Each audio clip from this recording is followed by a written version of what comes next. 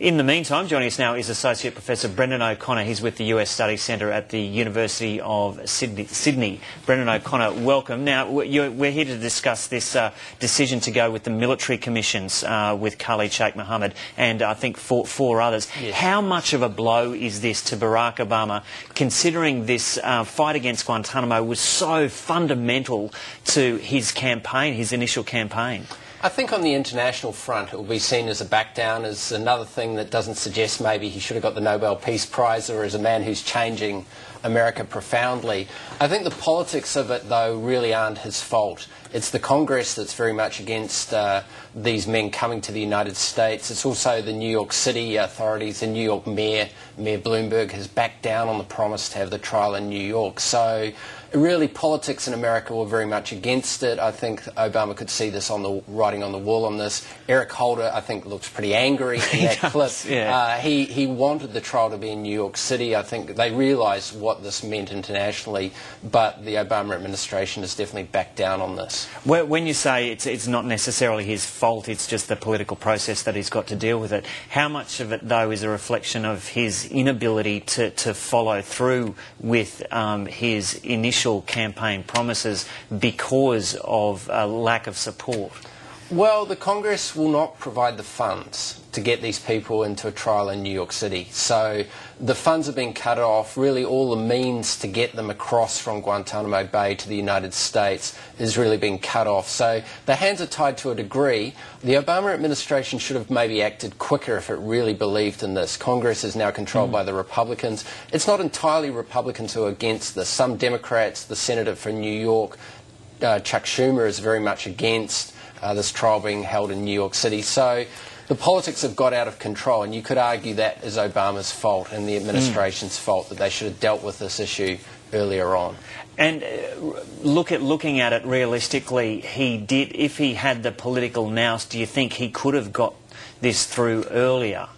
Well, it would have meant spending quite a bit of political capital. This wouldn't have been popular with a lot of Americans. A lot of Americans would have thought these people don't deserve to have a trial, a civilian trial, a federal court case. They should have a military trial. So I think public opinion is probably on the side of, we want to see a military trial, they're military combatants. I think the Republicans have probably won that argument in the popular mind. It's probably the reputation of the United States to think, well, is this a bit of a kangaroo court? Is this a real trial, as opposed to a much more legitimate trial in New York City? Now that they're going down this path of the military commissions in Guantanamo Bay, is there also a danger that there will be more legal hurdles, far greater legal hurdles to getting a final result than there would have been if it did go through the regular court, the civilian courts? I don't think so. I think the evidence is really the people I've transferred from Guantanamo Bay to New York for trials have actually had longer court cases because more technical aspects can come into the court case. Now, there could be a bigger claim that these tribunals don't have the authority to make this decision, but I think this has really already been kind of pushed aside. So I think it will lead to a quicker outcome than would have otherwise been the case. And a lot of people, I suppose, the main argument is they want these men, particularly Khalid Shaikh Mohammed, to get the death sentence. So this is really what the kind of clock is ticking on, is really how quickly can these men be sent to death. And this is a technical element of the case, that if they plead guilty, whether a military tribunal could actually sentence them to death is questionable. So I think that hurdle will be an attempt to get around that, because there's a real, I think, the general kind of public demand, and particularly the political demand in Washington, is for these men to face death. But even if there is uncertainty over something as fundamental as that,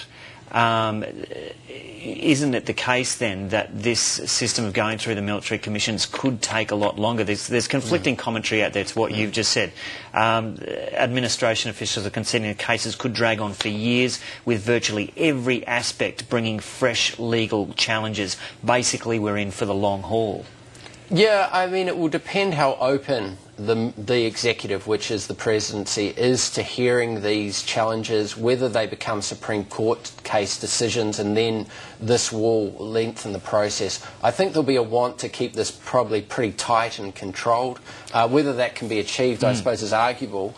But I imagine now Obama probably sees, and the Obama administration probably sees no great benefit into stretching this out into a complex legal argument. So they'll probably try to narrow the parameters down, make sure the death sentence can be given to guilty pleas, and I think Khalid Shaikh Mohammed will want to see himself being a martyr and take that death penalty maybe in a shorter period. If it's a not guilty plea, then I think a more complex trial might play out. Now, we had the announcement on the same day as this came through of Barack Obama's presidential campaign for 2012. Do you think the timing was coincidental or was very carefully managed? Well, I think this is something he'd want to get out of the way. So his opponents, in some regards, Mitt Romney, I saw an announcement today, want to use this against Obama, to say that he's naive, that he didn't really realise that these men are, really enemy combatants. They're at war with the United States. So the Republicans want to ramp up that rhetoric. They think they're onto a winner. So I think if you want to see it in this way of getting this issue out of the way, I think that's probably the best way to see it, that Obama wants this not to be an irritant or a distractor, and he realises that public opinion probably isn't on his side. We're just seeing there, I think that's part of the announcement of this presidential campaign, this ad campaign as part of his run for the 2012 presidency. Do you think that was there to act as a counter to this negative news about the military commissions, that hoping that media attention would be drawn to the announcement rather than the military commissions? He was always going to have his announcement this week, so that's been flagged for quite some time. So the announcement's no surprise. I mean, these never-ending American political sort of election campaigns where, what are we, a year and a half or more before the next election. You're in for the long haul. So, that was on the agenda.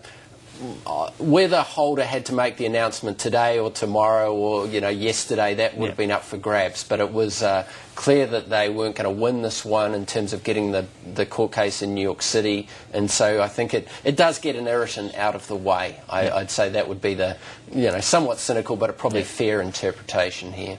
Okay, Brendon O'Connor, thanks for coming in. My pleasure.